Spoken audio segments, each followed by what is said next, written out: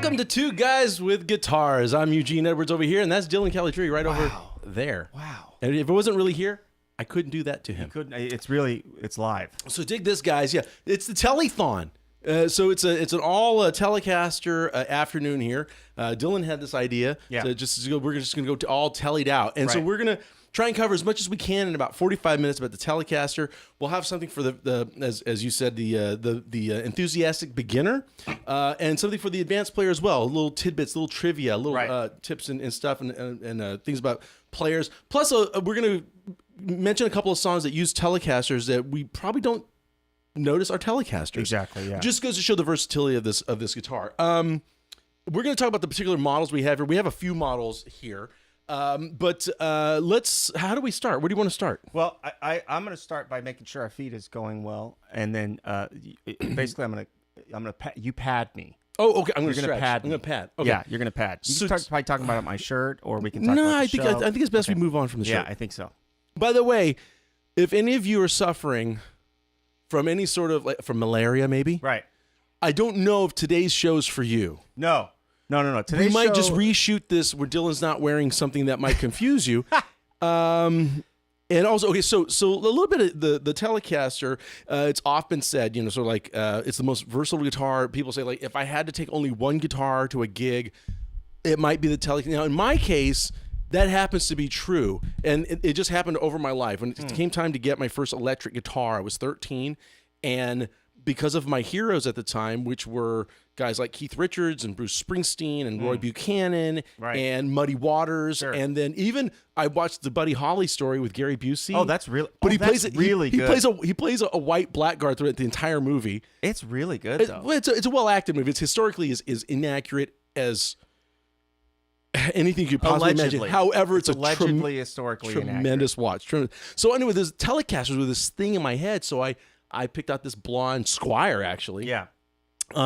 Which I brought on the show a few times. Anyway, so and then so that just became, and then the next guitar I got was a backup to that, which was just yet another Telly. And then growing up in Arizona, played a lot of country music. You end up just using a Telly into like a twin or a two band. Oh, are we doing the how I came to Telly moments? I'm doing mine. I'm padding. Okay, you do yours and I'll do mine. Oh, okay, cool. Okay. And then I got away from Tellys for a while. I was playing rockabilly, so I had a lot of Gretches and hollow body and things with Bigsby's and all that sort of stuff. But then I started traveling a lot in a van. So you went flashy. I was flashy for a while, but then those are hard to maintain. Floating bridges, they're old. They're circling your own tail. And so I got this idea. I said, man, I just need a good plain old Telecaster that I'm not afraid to beat up, not even afraid to lose if I lose it, right? Right. So a friend of mine in San Diego, Fred Morota, hi Fred, has a shop, and he made one for me, and I'll actually show that to you now. So while he's doing that, I'll tell you guys my come to Telly story. Oh, wait a minute, he's already done it. Okay, never mind. So then I had Fred make this. Now, this is gonna, in fact, I'm gonna swap this out here. Swap it out. We're gonna use this as a bit of a history piece. And it's just a rod that doesn't even have any finish on it. It's one piece maple neck. We'll talk about that. And it just has two pickups, 3-way switch, volume, tone. We're out. Okay, we're out. Now, compared to like the Brent Mason model I was holding earlier, this is as plain and simple as it gets. And then I get the Dwight Yoakam gig, Tellys all day long. Can you flip this really fast? Can you flip the camera? I want to show them something. Do you guys see this? Yeah. We're going to talk about that pretty soon. Okay, he's talking about. There's 3 brass saddles right here. I'm really looking forward to when we talk about 6 strings, but 3 saddles. Yeah, but go back to your thing. Okay, now your origin story, sir. Well, so I'm one of those guys that's unlike Eugene. I didn't come to Tellys first. I played. Buddy's Nerfect. I lived on the streets of not Telly playing, and I suffered through it, and I was in denial, and finally I submitted my will to the Telly. Because listen to this. Listen here.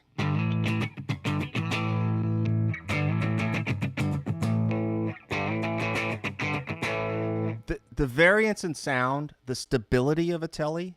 I mean, forget all this other stuff. The stability. You can take this on a plane and go above the stratosphere. You can move into...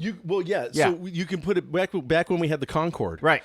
You could fly Tellys because it would be higher. As far it would out actually. So when it broke the sound barrier, it would be at middle C. if there was a Telly on board. I didn't know that. There's a lot of people that I don't didn't know know that. There's a lot of people that don't know I that. met Buzz Aldrin. Yeah. It's okay. Treat me just like a normal person. Okay. And I didn't. He said on that Apollo mission when they on the moon landing, right. To pass time, Neil Armstrong just had like a blackguard. He would just noodle. Did he really? No. I was going to say. I thought we were just. So, anyways, so the Telly for me, I actually came to in adulthood as a sophisticated person that was ready for the Telly to have me. Oh. Yeah. Oh. So that it wouldn't just be a one-way thing. Okay. You know what I mean? You weren't just rushing in. No. Like a teenager in a backseat. I'd already done that with a lot of other guitar Guitars. models. And I figured, you know what? Let's try this one differently. And that's where we are today. So that explains so much. It really. So notice I got dressed up to spend time with the Telly. I noticed. Yeah, he's gonna take it dancing later. so the Telecaster. So let's talk about the origin. We want to say hi to everybody. Hey to everybody. You know, look, we got Jonathan Lingos. Who we got here? He's screaming Ozzy, and that's based on the shirt. Thank you. Thank you. It is a very Zach Wild All kind. right, Sharon. See, now Scott Fogelman noticed the Buddy Guy reference. I made the same reference. Way to go, Scott. So Daniel's off location right. today. He's now doing his tax. Oh, is he in exile? It's his turn. And Ozzy Carmona's actually here. Oh, that's why he's yelling Ozzy. Wow. Oh, well, no. it could be a double, not a double entendre, but a double. But thank you, Ozzy. Looks and sounds great. Ozzy, we're going to have you on the show, by the way, in the next couple of months. You just don't know that yet. Yeah, exactly. I have things planned for you, sir. Okay, Turn up the guitar, Dylan. Got it. So so here's the little history on the Telecaster. Now, of course, it's the late 40s, all right? And there's a few people working on trying to make the guitar louder, because we have mostly arch-top, hollow body guitars, right, being played in big bands usually, and it's getting a little hard to be heard. And right. so you're going in an amplifier, and you turn the amplifiers up as loud as it'll go. Right. And what happens? Well, basically, you go into the amplifier, turn it up as loud as it'll go, and it gets bowled over by every other instrument in the room, pretty much. And then even when you can't be heard, there's feedback because you have a hollow body guitar. That's right. And now you're trying to get a position going on. So now what's interesting? So there was Les Paul, the man Les Paul, was working on trying to make a solid body guitar, because they figured out, wait a minute, that would eliminate the feedback. Also, there's a man named Paul Bigsby who was working out here in Southern California. He was also working on this. But Paul was an absolute craftsman. If you see some of those Bigsby guitars, as they're called, they look like fine art and furniture. There's this beautiful woodwork, and everything's hand done, and it's just him. It's just all done by one guy. The Bigsby guitars, not the Bigsby. Although this was on that, but it's named after him. This is a guitar that says Bigsby on it. That right. There's not a ton of them because they were like fewer than 100, because he had to take so long Samurai to make them. Sword status here. Yeah, exactly. So and then there was Leo Fender, who had a little shop in Fullerton. He's repairing radios. He does start to make. He's making lap steel guitars. He's doing pretty well with it, and making amplifiers, which is a pretty simple thing if you're a radio guy. Exactly. So the Fender amps, which that's a whole other episode we'll do, or just amps in general. But the Fender amps were just good from the get go because he had a radio background. So we hear you, Daniel. Okay, so he's making lap. No, this is a reissue of a Gretsch. This is a Gretsch lap steel, just kind of recently made in China and all that. But it's basically lap steel. A lot of people were making these things. There's a big Hawaiian steel craze happening at the time, which transferred over to Western music, Western swing music, country stuff. And so you buy this and you put this on your lap, and it's just one piece of wood usually, or whatever material. Can you hit with the button for them? Sorry. There you go. Okay. So you've got one of these, right? It's a lap steel. It's just look at that thing. One body of thing. It's got a pickup. You use a slide. You do the thing.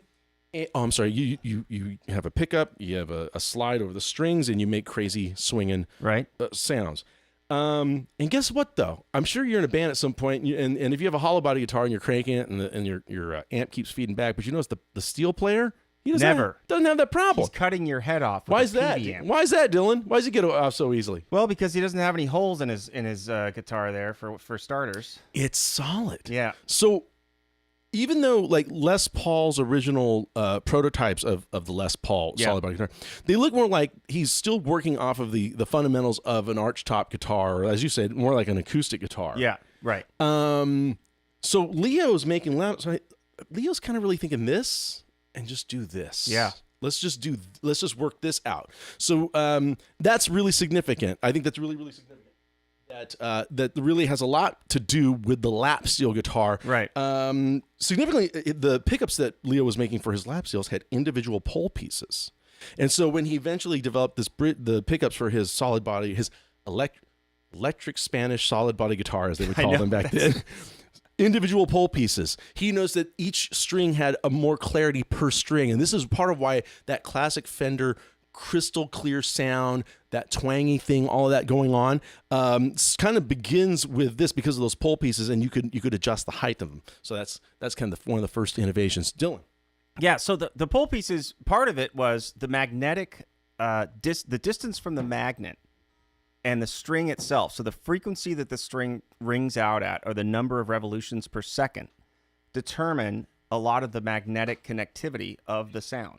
Yeah. So you got change, that? Did everybody write that down? Okay, good. There'll be a test. So you change the distance from the pole pieces to change the character. That's how it transmutes. It changes the character of the sound. And it's sort of similar to the proximity effect of a microphone. As I start to pass away, what you'll notice is as I'm moving further back, it's not just that you're hearing my voice get further away or disappear entirely. It's that you're hearing the top frequencies disappear first, and then you're hearing the mid-range frequencies and the low frequencies, So the tone character of your voice also changes. Through distance. Yeah. Through distance, they change. So remember that when you're placing a microphone on your amp, if you're recording at home, by the way. Right. And so what do you hear if we play a concert and we'll play one right now to see if our guitar levels are better, and you guys let us know.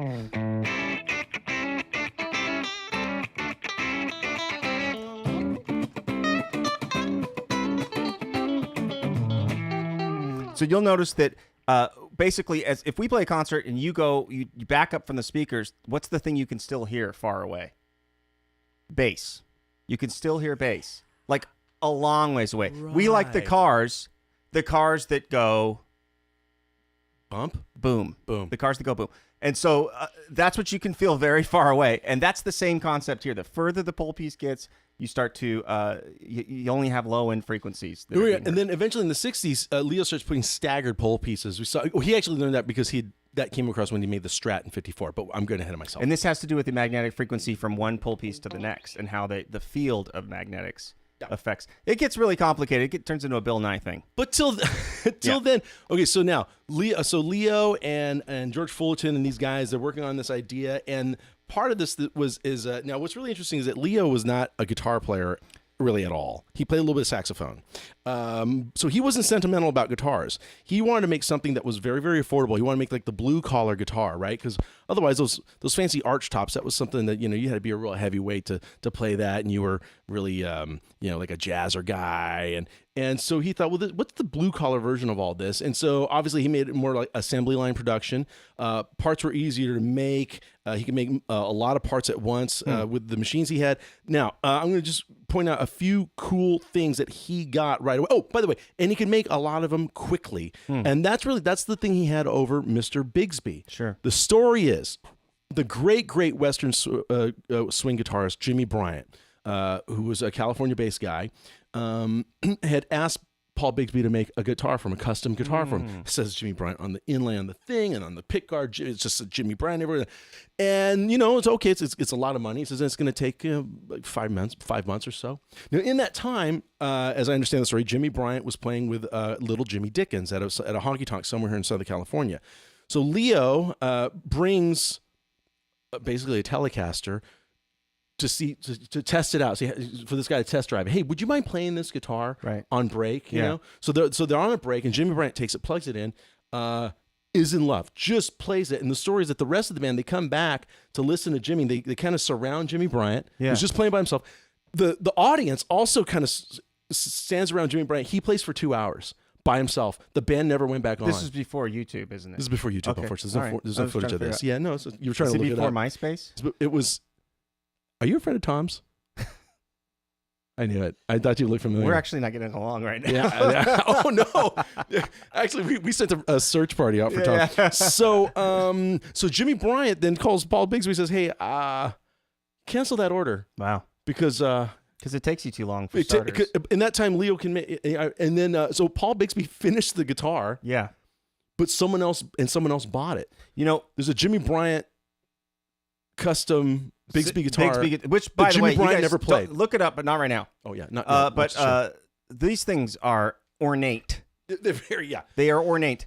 We should address these questions, and I want to talk about a woman that was involved in this process too. Okay. Okay. We can get personal. Okay. Darren M says, Telly has been associated with country music, but how did rock and rollers like Jimmy Page get their sound? Pedals, amps, and such? Darren, thank you for this question. Well, that's funny because we were going to mention songs that use Telecasters that you may not know use Telecasters. Now, I think a lot of people do know by now that the first Zeppelin album is all a 1959 Telecaster that Jimmy Page got when he was in the Yardbirds.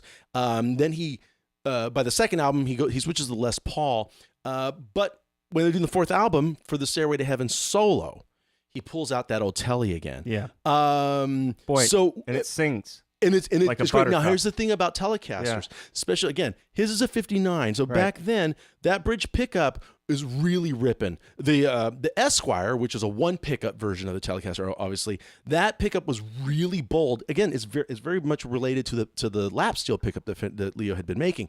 So it really screams. And in the case of, I want to address this, how does a rock and roller make use of a Telly? You use that back pickup and you push an amp really hard. Now, on that first Zeppelin album, he's using it's a little Supro combo amp. I think is it a 10-inch speaker on it, maybe? It's a combo. I mean, it's not a large amp that we're hearing, and it's being cranked. So if any of you have like a Fender Champ or like a small wattage amp, They especially sound really good. when you pin them, that is rock and roll. Here's the other thing to say about that. So if we went in and we had Dave Pensato, or famous mixer, mix your album. So we've spent all this time getting this huge full-bodied tone out of our guitars. And then we go in and we take it to Dave, and we're sitting in there and he's mixing it, and we're thinking like, you have taken my guitar sound and whittled it down to this very like just narrow, high-end, high-mid, weird, and that's actually what happens when you mix, is you kind of have to make choices about what gets to live in the mix. Carving EQ out of it there, so it shows up. Telephoning. So that's what these amps do. These little amps just live in that area. Yeah. They live in the right spot in the mix. And we can talk about that. We're going to do an episode on Deluxe Reverbs coming up.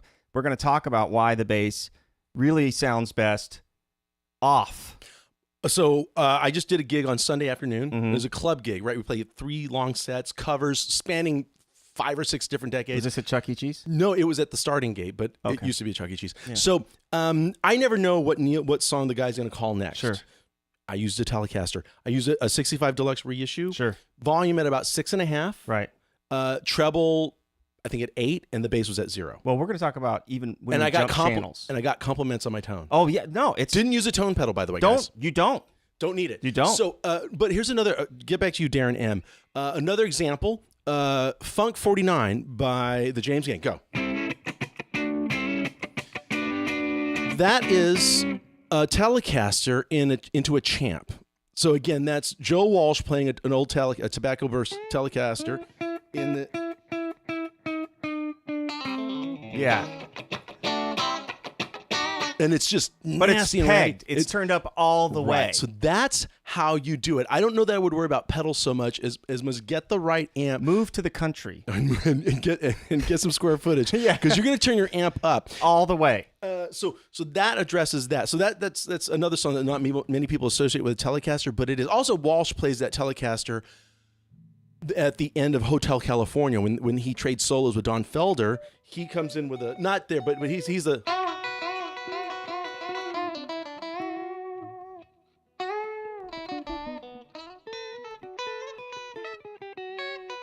That one, yeah.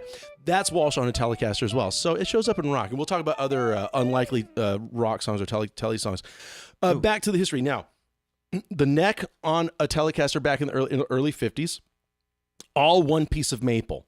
Very easy to produce, right? Yeah. Takes no time. It's just one piece. You make a lathe, you go. Now, this is significant because, again, it takes them a lot less time to make. So he can crank out a lot of these guitars. Now, they did have an adjustable truss rod in them at the time, and we talked about that in other episodes. Like it's a rod that goes through here that you can use to help adjust the tilt of your neck. Now, how did they get it in there? Well, when they first made the neck, they left a hole, a gap. Can you guys see that? So they would lay. So they lay the rod inside that, and then they take a separate piece of wood, glue that over, change the color, and that's that skunk stripe. So that's why Dylan's also has it, because he has a maple neck.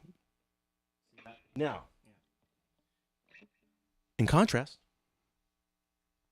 later on, it would go to rosewood fretboards. We've seen this. We'll talk about this a little later. So two-piece neck. And it's two pieces, right? Because the back of the neck is maple and the headstock's maple, but then you turn it up and you have a rosewood fretboard. So notice there's no skunk stripe when there's a rosewood fretboard. So if you guys have a Telly... Because before they put the fretboard down, you can lay the rod in there, and you're good to go. slab that sucker. Right. Go ahead. Sorry. If you have a Telly at home,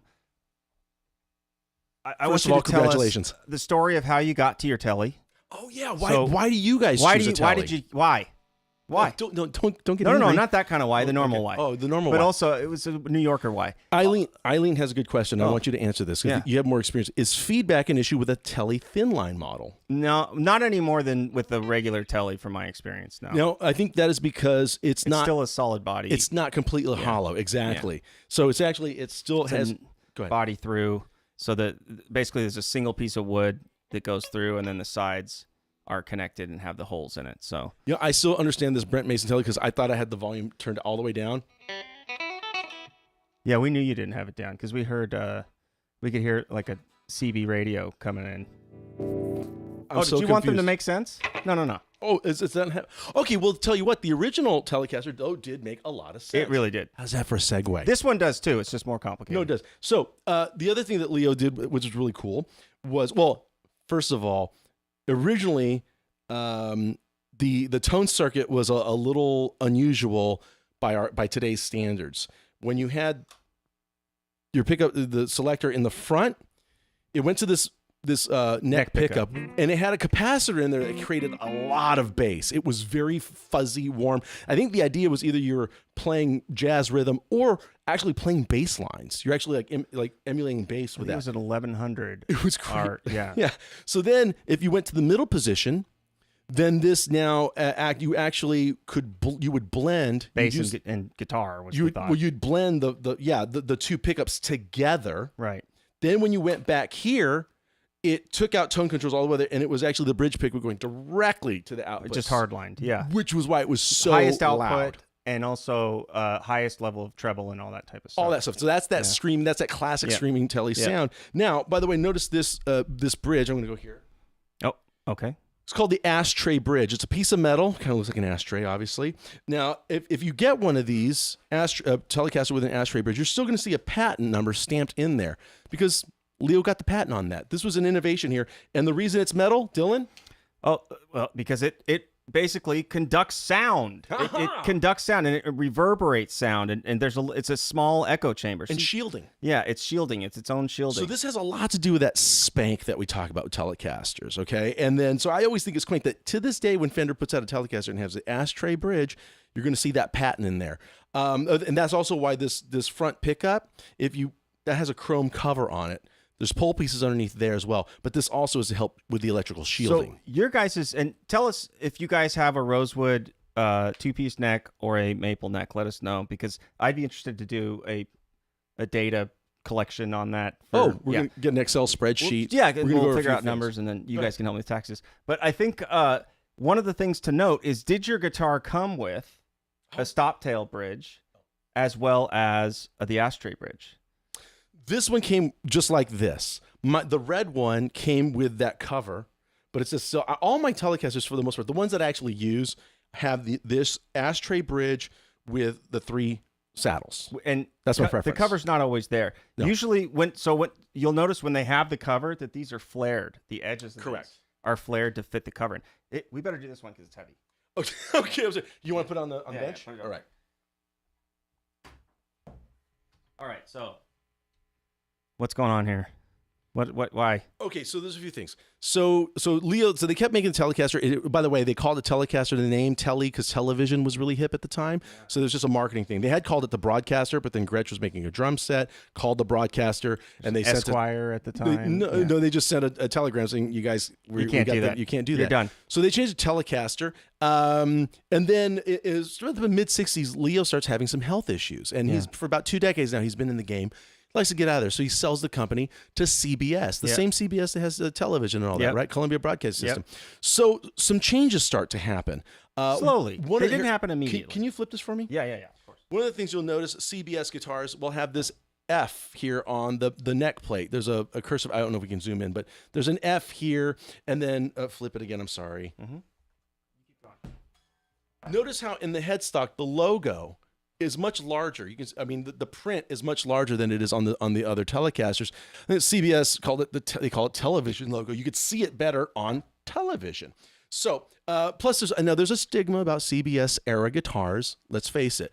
But and maybe some of that could be accurate. It just depends. I think the stigma is, you know how we like to make things simple so that it's like the reason it's like all or nothing thinking. You know what I mean? And the problem with that is it leads to cognitive distortions, folks. Is that a pedal? That is a great pedal Good name. pedal. Possible junior high band name. Cognitive distortions. The cognitive distortions. Ladies and gentlemen, come on. Let's get these kids. Think about it. TM. Never mind. Don't even think about it. I'll charge you. So, anyways, so the point is what the hell was I talking about? Well, we associate it with something, but that CBS may thing. not. I mean, there may have been some problems, and some things are unpopular. However, we might just be associating it with the fact that Leo's no longer there. Well, towards the end of the CBS thing, I think CBS is maybe going through some difficulties. They did, and so they're looking to maybe save some money. And the weirdest thing starts to happen. So they start to save money on washers. They start to save money on little things that you wouldn't necessarily notice. And some of those things added up to heavier guitars. They added up to just interesting problems. But let's remember, folks, every guitar is its own NFT one-off, blockchain verified the thing that is not actually created equal to the other one. Okay. And I mean every one of them. It's actual real guitars that are played by humans. I understand. So I wouldn't fungible guitars. Fungible guitars, not Fiat guitars. Oh, Fender fungibles. That's Fender fungibles. We'll get them on the line. Okay, but the point is that I wouldn't rule out CBS guitars because there's a lot of famous people that played them on the albums that you love to listen to. Is this working? Yeah. No, that's a good point. But by the way, the idea of Jimi Hendrix, who's essentially recording from 1967 to 1970. Yep. He's not using vintage Stratocasters. No, he is not. In fact, he uses a Telecaster on the solo to Purple Haze. That's right. His Strat was getting repaired on the day that he did that overdub. So there's another Telecaster song that you probably didn't know was a Telecaster song. And I believe Wind Cries Mary, the solo, is also front pickup of a Telecaster. Oh, by the way, about that weird wiring, I'm sorry to digress. Yeah. That with the kooky fuzzy bass thing and then no tone control in the back and all that. CBS changed that in 1967, and they changed the Telecaster circuitry to the basic one that we now know. Right. That's 1967. Sure. Up until then, players were making the adjustment themselves. Yeah. So they did respond to stuff, and they did some things that are actually relatively standard, right? In our era. But the point is, what you're saying is that guys would just get a new Fender guitar. Yep. They weren't holding out for a 56 because, hey, this is my big rock record. I think they probably didn't want a 56. Actually, almost. Well, it's easy. Just go. The vintage thing wasn't the same as it is. No, now. In fact, the vintage thing starts. I mean, a good example of Antique Roadshow started the vintage thing. They did. Although I do get a little excited whenever I see a guitar being brought out. I gotta say, it was like 1400. Oh my really? God. Yeah. I'm like, yeah. So, like Keith Richards' Telecaster, it's nicknamed Macabre, which is named after a Dickens character. It was a gift. I think it's a 54 or something like that. But it was a gift from Eric Clapton. Right. In the early 70s, Clapton was just giving guitars as gifts a lot. Firewood, and so he just And so what Keith did, what I think is really really groovy, as I understand it, he put a humbucker up front. Now up until then, he'd been using all sorts of guitars on Stones records. There's a Les Paul here, an Epiphone Casino there, and what have you, whatever's laying around. But then to play all those tunes live, he goes with a Telecaster, keeps the bridge pickup, puts a humbucker in front, and basically the tone knob on that thing, from what I understand, is just blending the two pickups. Isn't so that obviously, cool? When it's turned all the way back, it's just the bridge. All the way forward is just the humbucker, and anywhere between's a blend of the two, which I kind of want to do. Like a P-bass. Like a P-bass. Oh, yeah, that's a good point. Just like a P-bass. So the bass players have... Now, one thing I want to take a note here, because right now it's seeming like Tele 1, Strat 0 maybe, or something. But I want to tell you guys something. I have a theory. I have a theory about why Strats became so popular. Why did Strats become so popular? Some of our favorite artists from the past, where do you hide your pot on this guitar? Oh. Okay, so now you've got a Tune-o-matic bridge on a Strat. You've got the cavity for the springs. You've got an instant hiding spot. Only you would think of that. So we'll move on from this, but I want to tell you guys a little bit about this guitar. Really That's quick. the weirdest digression. I didn't see that one coming. Well, it's just a fact. It's not in the Google Doc. Give me camera, whatever that is. So this guitar is. Oh yeah, let's talk about this. It was bequeathed. It was bequeathed to me. Is that no? It wasn't bequeathed. The person's still alive, so that's not correct. No, it's gifted. Never mind. It was just gifted by my uncle, and I want to show you guys something. This is really cool. So here is the actual receipt to it, and I know you can't read that there. No, but he bought it here. Let's talk about this. This was bought at Don Ware's Music City in San Francisco. That's right. It's on Columbus Avenue back in the day. That's right. It was bought on July 20th, 1976. July 20th. That's the day before my birthday. Is that right? Unless you're an IRS agent, and then. Okay. He bought this. It's a with case and a PV amp. And a PV T12 amp. Yeah, just threw the amp in there. Total bill comes out to $800. $800. Yeah. What can you get for Good $800 deal. now? I get a pack of cigarettes. And a Big Mac. Yeah. And a couple months ago, eggs. Right. Yeah, this is cool. Now, I love this. This is really You got to great. go to this the camera. Here. Oh, I'm sorry. No. You had the right camera. No, I think you got to get it up there, real close. See, that's the wrong Oh, camera. wait a minute. What am I doing? This is what I'm saying. Okay, so sorry. We're learning how to use the internet. Do you see that? His name, right? The date on there. Look at that. The serial number. I think that's really cool. Still has the owner's manual. Now, this red Telly back here, which I'll bring out in a second, I just got that a couple of years ago, but I still have all the documentation that came with it because I think someday it'll be torn up and jaundiced like this, and I'll have to laminate it and stuff. But Keep a tetanus shot nearby. So really quickly, I want to go over a few things that make this guitar what it is, right? So 76 Telly Deluxe, right? And yes, these are wide range pickups. Notice that, folks. These are wound like a I lot of times. Okay. This is the secret of this guitar is really the pickups, and these pickups are highly sought after, and it's called Sinew Fire copper nickel ferrite copper nickel ferrite pickups. Oh, okay. So the composite of the winding as well as the winding itself. Yeah. And then there's a number of elements about this guitar that a are lot very of clarity interesting. there. A ton of clarity. So jazzers love these pickups. Yep. These are also very popular for like rock players, yacht rock. I don't know. Now I'm just making things up, but these are heavily sought after pickups. And really, that's kind of where this guitar lives. And all the Telly Deluxes, in terms of their scarcity and desirability, much of it is in these wide range pickups that were interesting. I thought they were called Lawler pickups. I think that's an aftermarket. Exactly. That's right. And they're called Seth Lover pickups. Oh, really? Yeah, that's the name of the person. Was that the guy who was at CBS at the time? At Fender? Oh, okay. That's who was there at the time. So that person. And you mentioned this is a heavy model. This is a heavy guitar. Yeah, it's relatively heavy. It's not. I have another Telly that's a 72, and it's just as heavy. Oh, okay. It's just as heavy. So Tellys are just not. They can be really light, but they weren't always really light. The one that Fred made for me, this blonde one back here, is really light. It's really light swamp ash. I mean, some of us really like a light body Telecaster. I'm gonna bring out the red one now. Take a look at this guy. Now, this is a bit of the Telly history part here. This is a bit of the Telly history. He said, "I'll there we go." There it is. So eventually, there was a marketing company that was working with Fender in the 50s and 60s, and they had ideas. Now they noticed rosewood fretboards were still very, very popular and everywhere on particularly on Gibson guitars.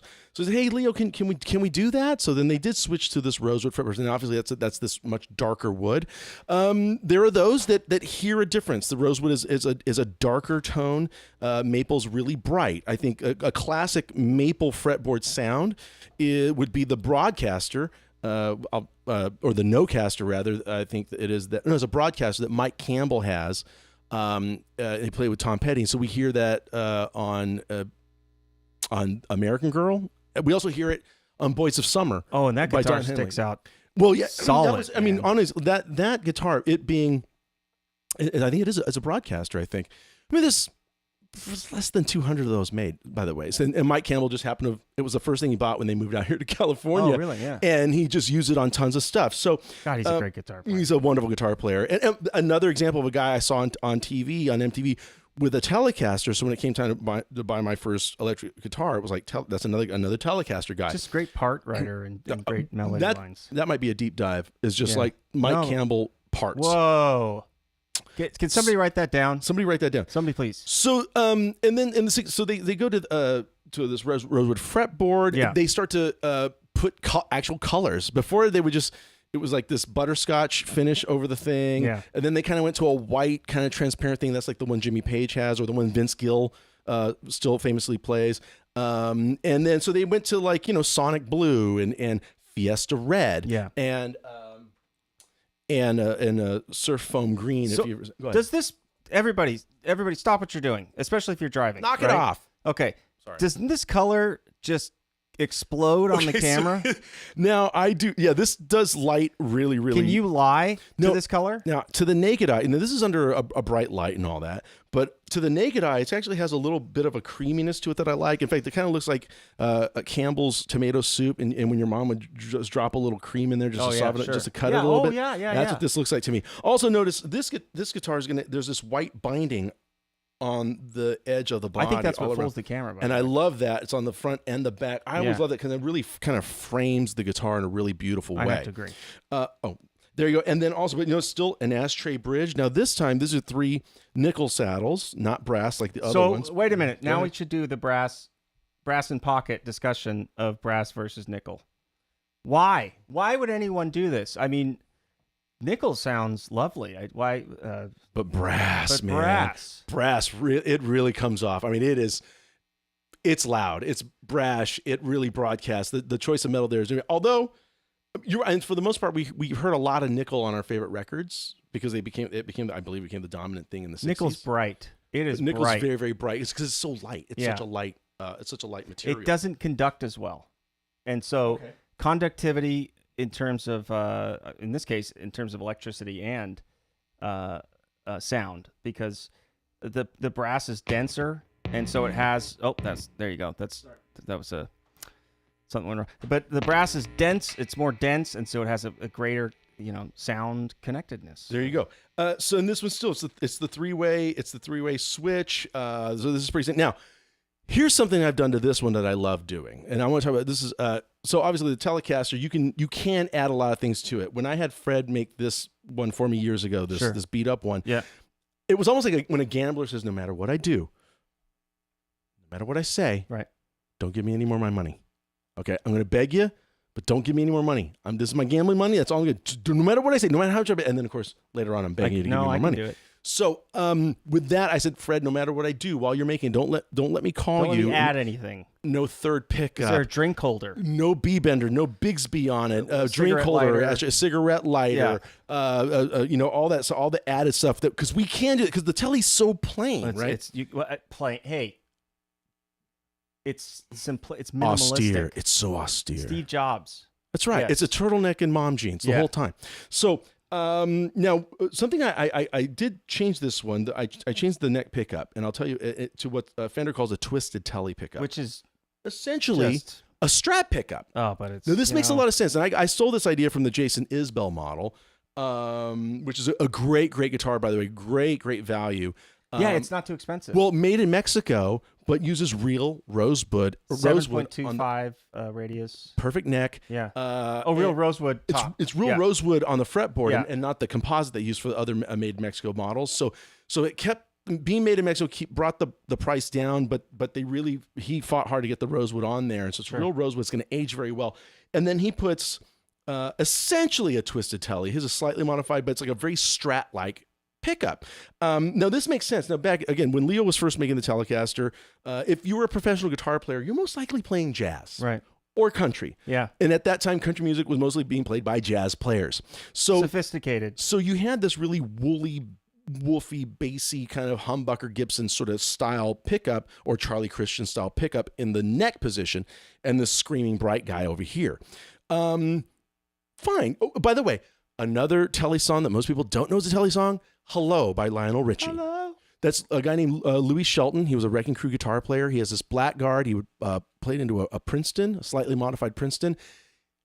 It sure doesn't sound like a Telly. Whole list of songs over the decades. Louis Shelton's playing that guitar, and that guitar solo, which is very jazzy. Do you know how to play that? But it's like he's doing this octave thing. I don't have a. The second half of the solo. Oh, yeah. What's that move? Da, da, da.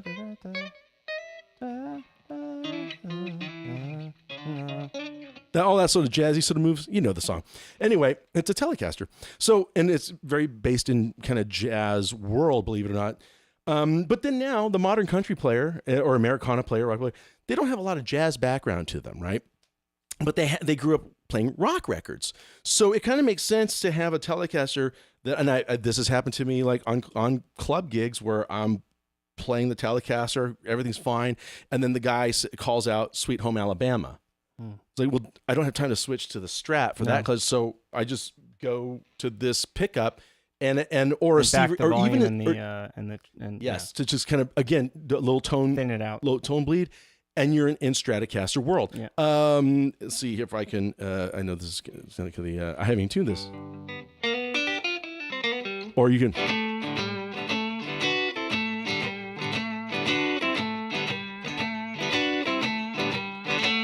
So it's a little more Stratocaster-like. And so that's kind of a way that you can really modernize a Telecaster in terms of taking it to a gig and kind of being able to kind of cover a range of songs. You just, like, you have to start to think about tone as the guitar first, whether it's a Strato or a Tele. You really want to try to figure out, all right, what am I going to be playing? And one of the best ways to do that is if you just use clean to do the investigating. Because the more you sort of dirty up your tone, especially if it's like distortion that's synthetically created on your amp, the more you're going to start to not be able to hear some of the intricacies that you're getting from adjustments you're making on the tone knob. I think I'm looking at the comments here.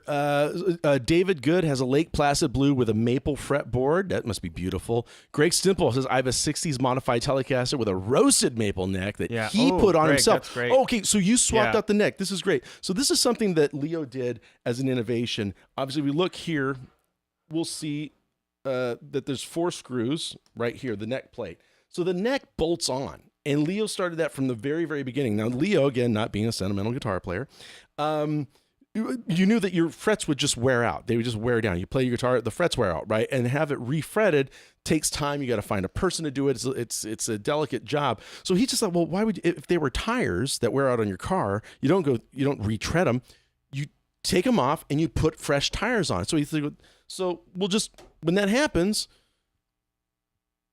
unscrew the neck, get those throw it in the frets out trash, of there, pal. and I'll just put it, and I'll sell you a new neck. That's the whole idea, was you just replaced them. Yeah. But this also helped with the production of the guitar a lot, because it doesn't take as much time to set it in and glue it and do that through the body stuff that other manufacturers were doing. So anyway, that's what you did there, Greg, was very much in tradition of what Leo kind of meant somewhere down the road. It was like, well, if you don't like the neck, just change it. Now, interesting story about a roasted neck, though. It actually makes it harder to get the frets out.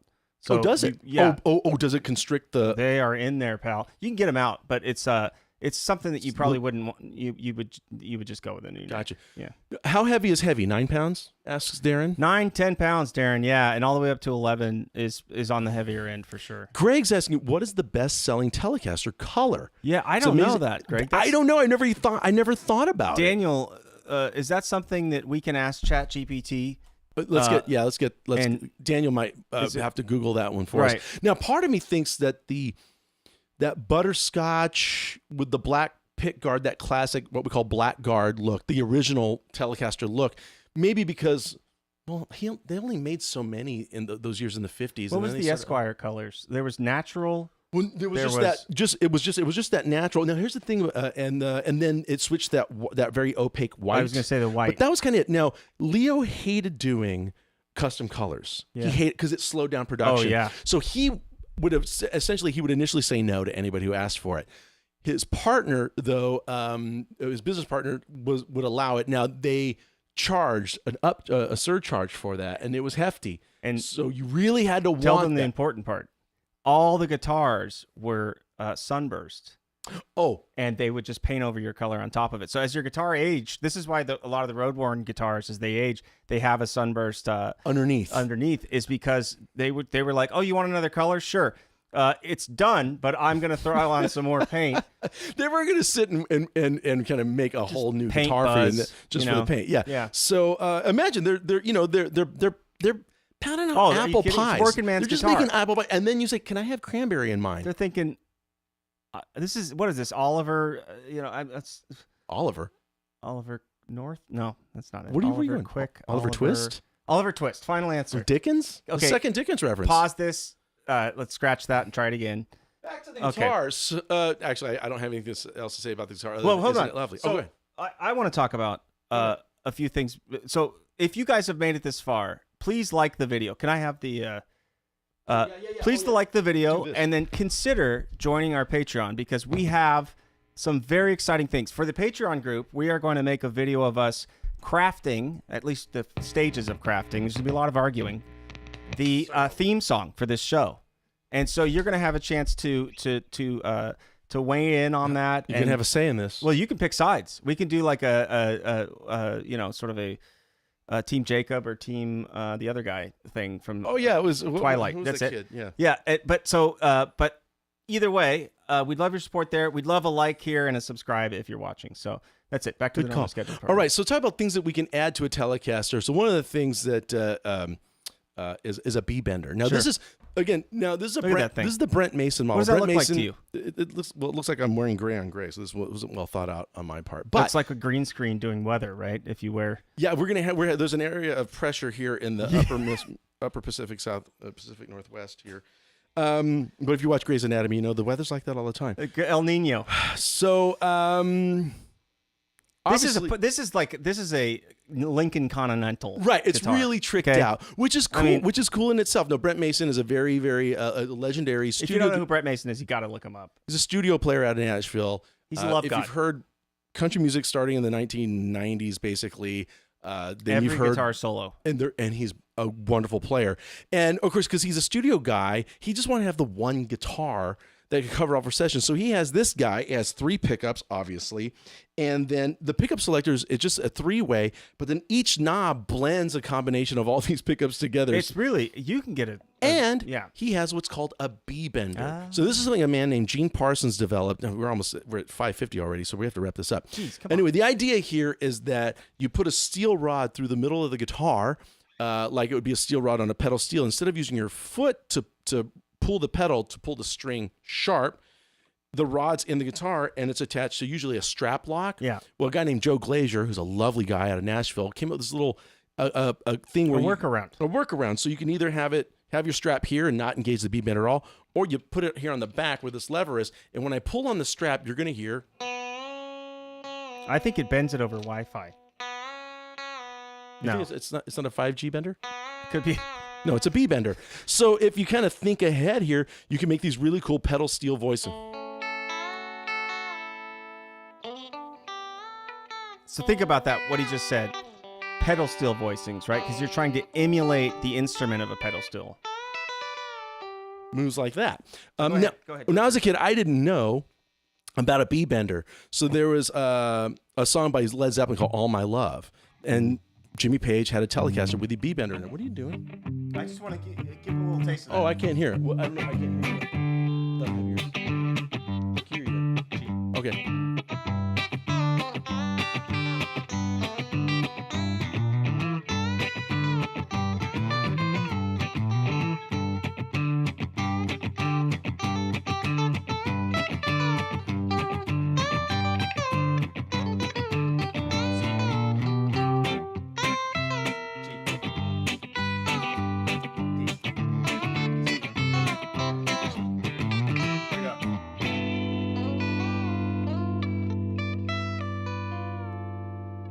All that sort of stuff. That'll do just fine. I hope we pass the audition, as they say. So, so on that song "All My Love" by Zeppelin,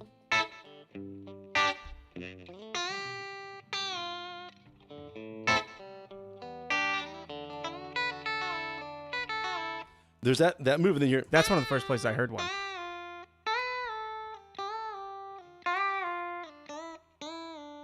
So it's pretty obvious that Jimmy Page got a B-bender and they had to write a song.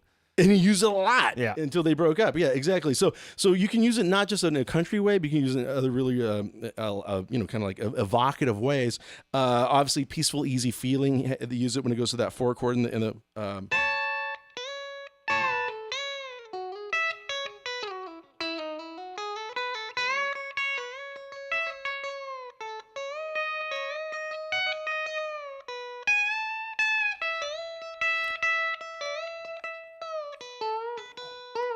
So for anybody that's new, but for some reason has an incredible amount of extra income and just runs out and buys one of these, can you show them an A sus2 chord?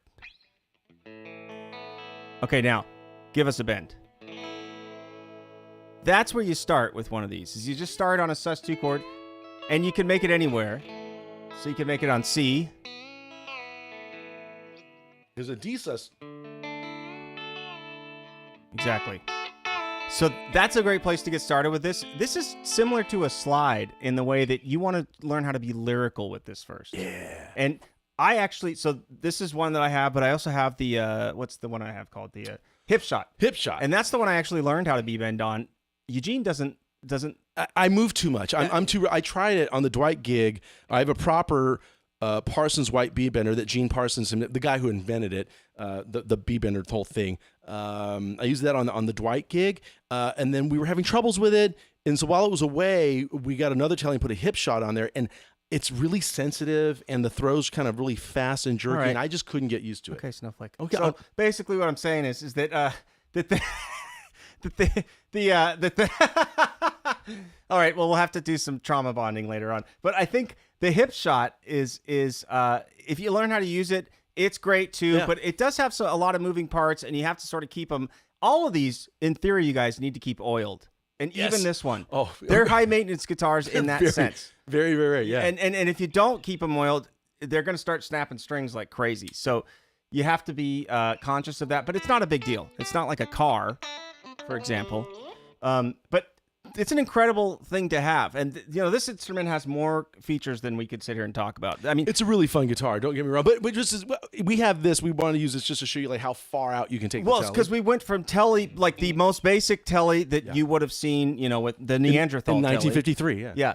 And all the way into the Space Shuttle Atlantis Telly. But don't forget, but the Telly, it takes the pedals really well. For instance, Johnny Greenwood uses one on Creep by Radiohead. It's that. I think that's his main guitar, isn't it? Yeah, it's just this. Yeah. It's a Telly.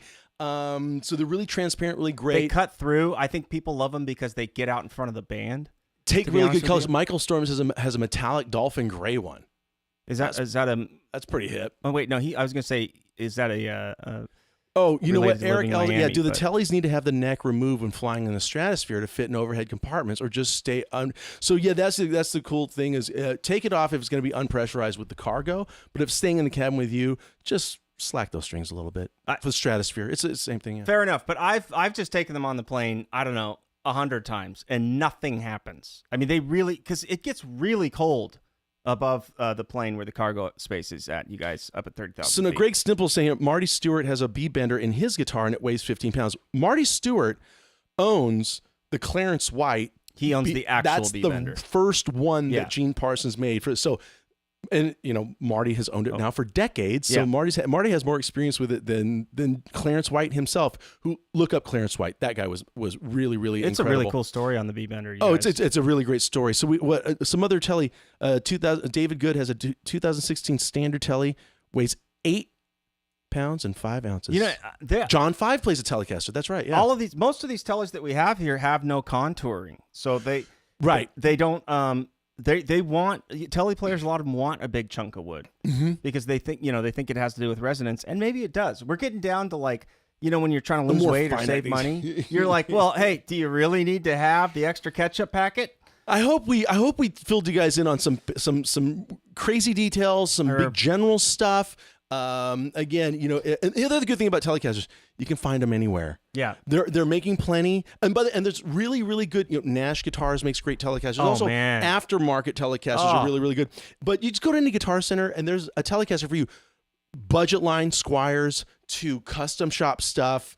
You name it, there's a Telecaster kind of for everybody. I know that sounds really cheesy, predictable but sound. It's been around for like 75 years. It's the Leo guitar, really, when you get down to it. So thank you guys so much for tuning in again.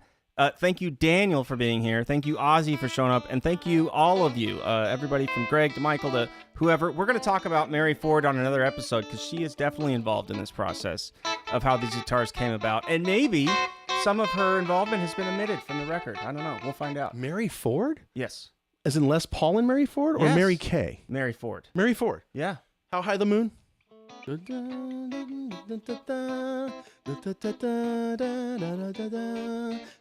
So we'll see you guys next time.